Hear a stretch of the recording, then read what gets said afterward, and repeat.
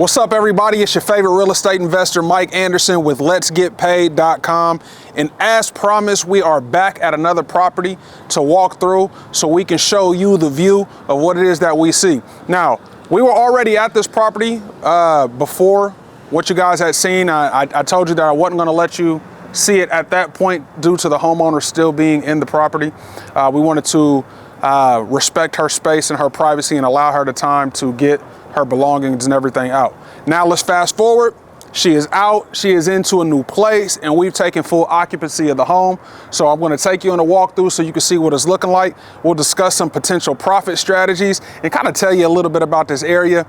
And I got a little insert that I'm gonna give you guys some, how would I say this? Not so pleasant activity, but I'm sure you guys would like to hear it. So come on in, I'll give you guys a rundown of what went on.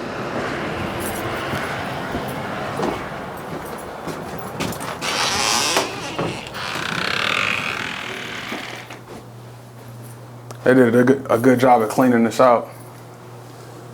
Yeah, they did. So here we are. We're in it's a little cute house here in McKinney, Texas, that we had got. Backstory behind the house, again, is now the actual owner of this house never occupied it. He actually built this home for his mom. So his mom and his sister were occupying the home. The mom passed away, and then the homeowner, he passed away due to COVID, and his sister was left occupying the home. Now, the homeowner was living in California. He was married. So when he passed away, there was no living will. So by default, it goes to the spouse, right?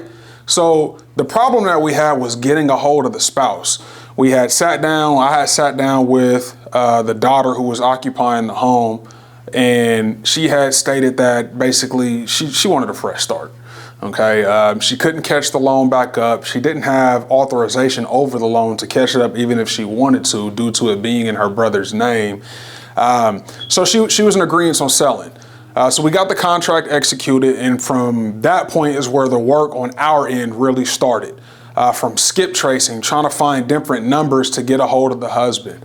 It went all the way to getting on Ben Verified, calling his mother, calling his daughter, his son, just to try to get a hold of him. Finally, we were able to locate his new property, or his new address. We found that new address, and I actually had a buddy of mine that stayed in Los Angeles drive down to Fontana, California, to knock on the property address that we had found for this homeowner. Now, mind you, we weren't 100% sure that this was his house, but based off the information that we had gotten, we were pretty confident on it. So my friend goes down there, he knocks on the door, we don't get an answer. Nobody comes to the door. I have him leave a message on the door basically stating, urgent, call me, and leaving my number. So he did that. I get a phone call from the husband later that night. It was his home. It's exactly who we were trying to reach. I discussed the situation and what had already transpired up to him and I getting on the phone. He was in agreement on selling the home. He just wanted to know what the offer price was. We were able to share that with him. We sent him over the documentation. He signed, and we were able to get it closed. Now, this was about a 2-month process that it took us to do this. So in the meantime, we had to get the foreclosure date postponed and moved out, which we were successful at doing, and then finally getting him to complete that contract so we could successfully purchase this home.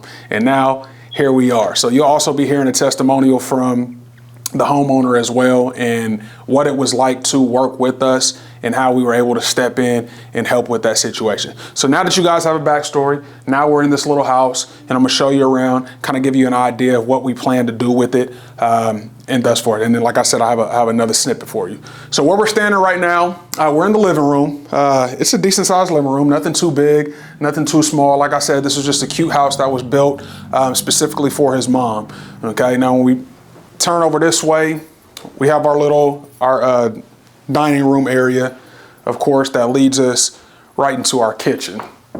Get some lights in. Now, I like this kitchen. The kitchen's not bad. Outdated, yes, but that's perfectly fine. This is what we like. Structurally, it's still in good condition.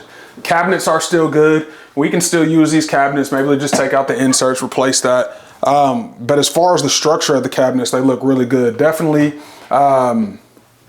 replace the countertops and upgrade the countertops along with the faucet fixtures.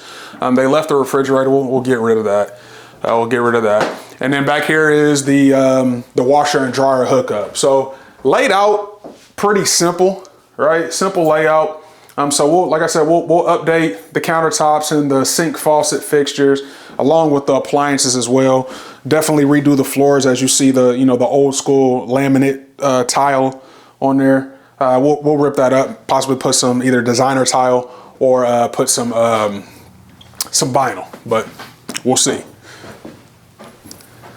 Let's go down the hallway as we enter into the first bedroom where the door is off of the hinges.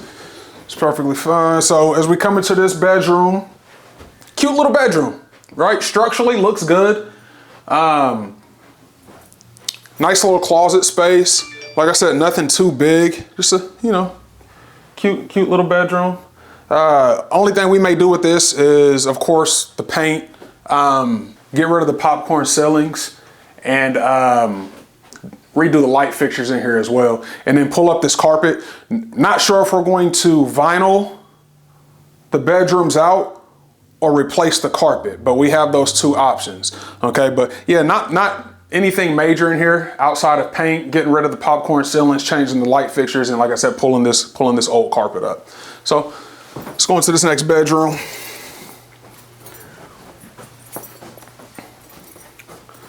So this next bedroom, now this is where I'm gonna give you guys a little snippet of what transpired. So this is actually the master bedroom, okay? Now before I go into the details of the master bedroom, let me go ahead and get this out of the way. So, as you can see, my window is broken. The day after the homeowner moved out and we claimed, occupancy of the house, we had an incident where the neighbor took it upon himself to break into the house. He wanted to see if there is anything left in here for him. The house was completely empty, so he made his way back out. He came through this window. These windows are designed to come up and out. So when he did, that's exactly what he did. He pushed it up and then pushed it out, which allowed him to get in. In doing so, he broke the first layer of this window. Okay, now I had to have a very crucial conversation with that neighbor. I went over there as he is being watched over by the actual occupants of this home right next to us. I had to have a very crucial conversation with him to let him know that if he breaks into this house or comes into this house anywhere near this, right, we will prosecute. We will call the police and we will have him prosecuted. That's one thing that we will not stand for. We want to protect our investments. Okay, this is not your house. Don't break into it. So other than that, it's been pleasant. It's been a pleasant takeover of this home, but I wanted to give you guys that quick snippet of some of the not pleasant things you have to deal with in being a real estate investor. Even when you've already purchased the house, the deal is yours. There's still things that you have to, be aware of. So what we'll do is what we do in all of our other houses as well. And we'll put some cameras up. That way we can see the activity that's going on in the house. And if anything does occur, we'll be alerted. And that way we can alert authorities to protect our investment. Okay, so now that you got that story, back to the details of the master bedroom. So here we are in the master bedroom, very spacious as you can see, biggest room of them all, as it should be as a master, which I do like.